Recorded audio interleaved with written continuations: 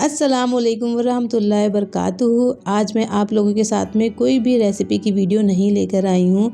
आज मैं आपके साथ में शेयर करूँगी कुछ टिप्स एंड ट्रिक्स जो कि आपकी किचन की लाइफ को और ज़्यादा आसान कर सकते हैं और आपका टाइम भी बहुत ज़्यादा सेव कर सकते हैं। तो चलिए वीडियो स्टार्ट करते हैं। जैसा कि आप सब जानते हैं कि विंटर का सीज़न चल रहा है और ऐसे में दिन बहुत ज़्यादा छोटे होते हैं, कब वक्त निकल जाता पता ही नहीं चलता है। तो मैं क्या करती हूँ कि गार्लिक लेकर उसको छील कर मैं एक एयर टाइट कंटेनर में रख देती हूँ और इसको स्टोर कर लेती हूँ फ्रिज में। और ये कम से कम 1 महीने तक आराम से चल जाता है। जब भी मुझे दाल छौंकनी होती है या कुछ भी काम होता है तो मैं निकाल कर फटाफट से यूज़ कर लेती हूँ। अक्सर विंटर में ऐसा होता है कि चाइनीज़ खाने का बहुत ज़्यादा मन करता है, तो चाइनीज़ चीज़ों में ना गार्लिक कुटा हुआ या फिर चॉप किया हुआ ज़्यादा यूज़ होता है।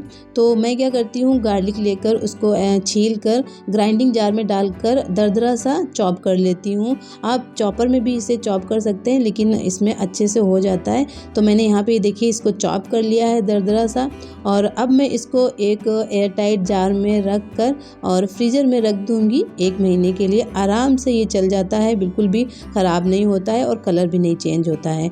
तो आप भी इस तरह से गार्लिक को चॉप करके स्टोर कर सकते हैं। इससे आपका बहुत ज़्यादा टाइम सेव हो जाएगा और आपकी कुकिंग बहुत ज़्यादा आसान हो जाएगी और फटाफट से आप निकाल कर बना सकते हैं।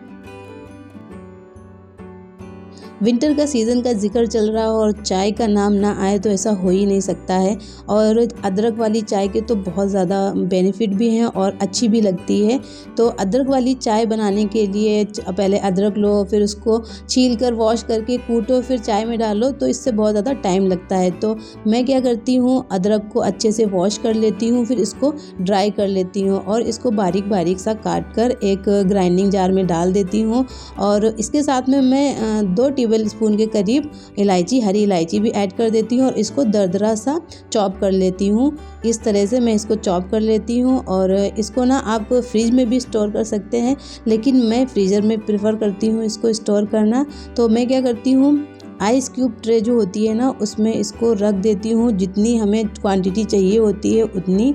तो मेरे यहाँ 2 लोगों की चाय बनती है, तो मैं उस हिसाब से इस ट्रे में इसको रख दूँगी और इसको फ्रीज़र में स्टोर कर दूँगी। और जो बाकी का बचेगा ना, उसको मैं फ्रिज में ही रख दूँगी, तो ये आराम से चल जाएगा हफ्ते भर से ज़्यादा।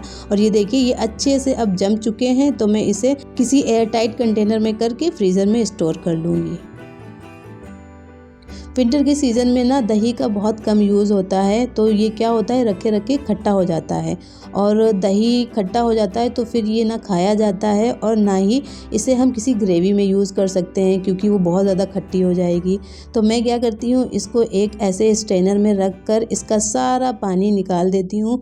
तो इसका जो खट्टापन है वो पानी के साथ में निकल जाता है और ये दही एकदम अच्छा फ्रेश हो जाता है। तो ये देखिए यहाँ पे पानी निकलना स्टार्ट हो गया है और दही का सारा पानी जब निकल जाएगा तो ये एकदम फ्रेश लगेगा आपको, और आप इसे फिर सब्जियाँ, टिक्का वगैरह बनाने में यूज़ कर सकते हैं और इसको खा भी सकते हैं।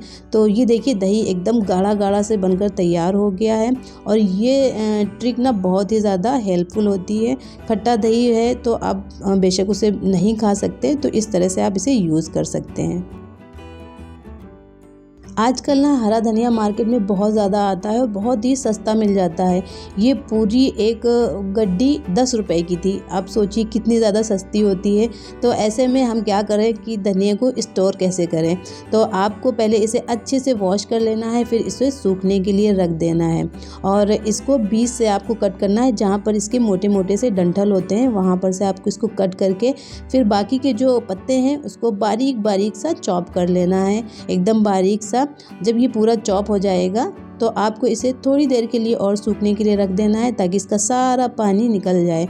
और ये जो डंठल हमने काटे थे ना, इसको आपको फेंकना नहीं है। इसके जब भी आप सूप वगैरह बनाएंगे ना तो इसे यूज़ करिएगा, बहुत अच्छा टेस्ट आता है। मैं तो चटनी में भी इसका ज़रूर यूज़ करती हूँ, क्योंकि इसके डंठल में ना बहुत ज़्यादा टेस्ट होता है। तो आप भी इसे ज़रूर यूज़ कर लीजिएगा, बिल्कुल भी डिस्कार्ड मत करिएगा। अब मैं इसे एक एयर टाइट कंटेनर में रख दूँगी, उसके नीचे लगा दूँगी मैं थोड़े से ये टिश्यू पेपर और इसको सारा मैं इसमें रख कर और अच्छे से पैक कर दूँगी ताकि जो धनिया है वो बिल्कुल भी गले ना और एकदम फ्रेश रहे। तो इस तरह से मैं जब इसे रखती हूँ ना तो ये महीनों चल जाती है, बिल्कुल फ्रेश रहती है और ज़रा सी भी काली नहीं पड़ती है और बिल्कुल भी ख़राब नहीं होती है। तो आप भी इस तरह से कर सकते हैं, इससे आपका टाइम भी बचेगा और धनिया भी फ्रेश रहेगी। विंटर में हरी सब्जियां वगैरह तो बहुत अच्छी आती ही हैं, लेकिन हरा मिर्च और हरा धनिया भी बहुत अच्छा और बहुत सस्ता मिलता है।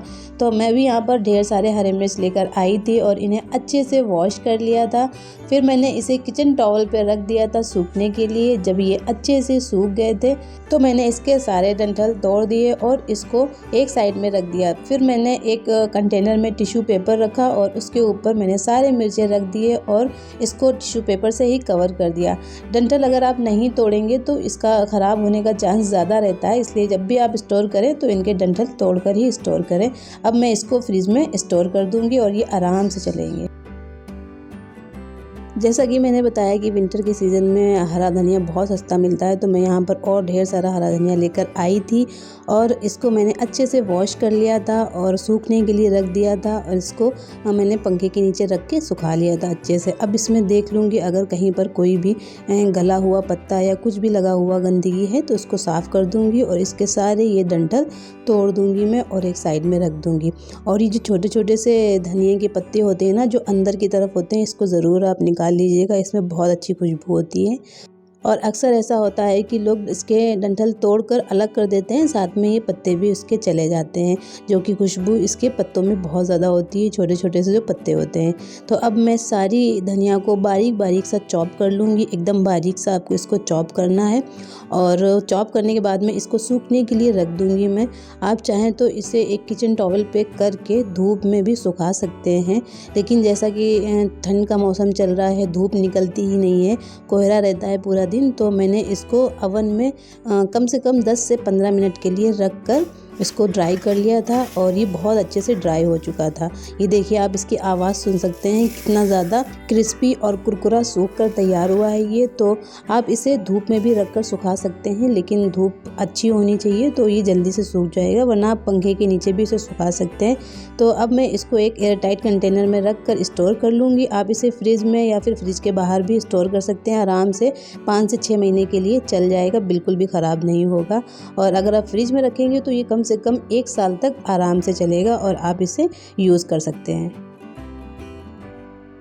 जब भी हम किसी बर्तन में दूध को पकाते हैं तो दूध की जो मलाई होती है वो उसके किनारों में चिपक जाती है और नीचे भी तले में भी चिपक जाती है। तो जब हम उसको धोते हैं तो जो स्क्रबर होता है उसमें सारी मलाई एकदम चिपक जाती है, जो कि बहुत गंदी लगती है। तो मैं क्या करती हूँ कि उसी बर्तन में आटा गूँध लेती हूँ पराठे का, या फिर जो नॉर्मल रोटी का आटा होता है उसको मैं गूँध लेती हूँ, और जिससे सारी मलाई बहुत आसानी से छूट जाती हैं और रोटियाँ भी इससे बहुत अच्छी बनती हैं। तो ये देखिए, एकदम जो बर्तन है दूध का क्लीन हो चुका है। अब इसको धोने में बिल्कुल भी झंझट नहीं होगा और बहुत ही आसानी से ये साफ़ हो जाएगा और स्क्रबर भी एकदम साफ़ रहेगा। अक्सर लोग मटर को फ्रीज़र में ऐसे ही स्टोर कर देते हैं छील कर, जिससे उसमें स्प्राउट निकल आते हैं। तो मैं आपको बताऊंगी कि मटर को आप कैसे स्टोर कर सकते हैं जिससे उसका कलर भी बिल्कुल ख़राब ना हो और वो जब भी आप यूज़ करने के लिए फ्रीज़र से निकालें तो वो एकदम फ्रेश हो। तो मैंने यहाँ पर पानी लिया और उसमें 1 चम्मच नमक और 2 चम्मच चीनी ऐड करी और इसको बॉयल आने तक पकाया। फिर उसमें मटर ऐड करके 2 से 3 मिनट के लिए बॉयल आने तक इसको पका लिया। और अब इसे ठंडे पानी में डालकर एक साइड में रख देंगे ठंडा होने के लिए। फिर इसको जिप लॉक बैग में रख कर और फ्रीज़र में रख देंगे तो ये आराम से चलेगी। मैंने थोड़ा सा ज़्यादा बॉयल करी थी, आप ज़्यादा नहीं, बस हल्का सा बॉयल करिएगा।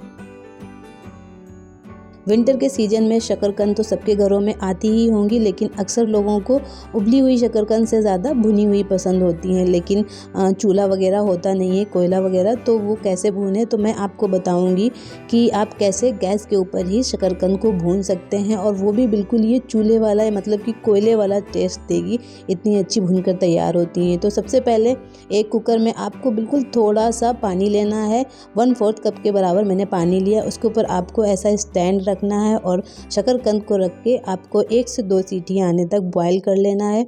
जब ये अच्छे से बॉयल हो जाएंगी तो आपको इसको निकाल कर एक साइड में रख देना है। और ये देखिए बिल्कुल बहुत ही अच्छी बॉयल हुई है, बिल्कुल भी इनमें पानी नहीं था। तो इस तरह से भी आप उबाल सकते हैं इसको, और बहुत ही अच्छे से ये गल भी गई थी। तो मैं सारी शकरकंद निकाल लूँगी और अब मैंने गैस के बर्नर के ऊपर इस टाइप की जाली रख दूँगी और उसके ऊपर मैं एक एक करके सारी शकरकंद रख दूँगी, मतलब जितनी आएगी उतनी रख दूँगी और इसको अच्छे से भून लूँगी।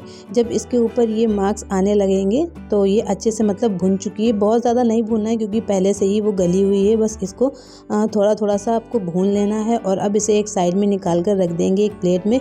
और जब ये हल्की हल्की सी ठंडी हो जाएगी तो फिर आप इसे छील लीजिएगा। पूरी ठंडी करेंगे तो फिर ये सही से छिल नहीं पाएगी, इसके छिलके चिपक जाएंगे इसमें। हल्का हल्का सा जब ठंडा हो तभी आप इसको छील लीजिएगा। तो ये भुनी हुई शकरकंद ज़बरदस्ती बनकर तैयार हो जाएगी। और इसी तरह से आलू को भी आप भून सकते हैं।